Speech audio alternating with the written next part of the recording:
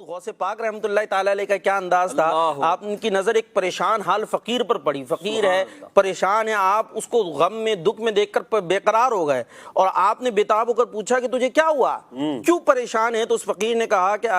میں دریائے دجلہ کو پار کرنا چاہتا تھا مگر میرے پاس پیسے نہیں ہیں، دریا پار کرنے تھی، ملا ہوگا ظاہر کشتی کا کرایہ، کہتے کشتی کا کرایہ میرے پاس پیسے نہیں ہیں، تو اور بغیر پیسوں کے وہ بٹھانے پر راضی نہیں ہیں، تو ملا کے اس رویے سے میرا دل ٹوٹ گیا اور میں یوں جو ہے مایوس کھڑا ہوں یا پریشان کھڑا ہوں۔ تو فقیر نے ابھی بات بھی پوری نہیں کی تھی، جنہوں نے یہ واقعہ بیان کیا وہ کہتے ہیں کہ ابھی اس نے اپنی بات بھی پوری نہیں کی تھی کہ ایک شخص بارگاہ غوثیت میں حاضر ہوا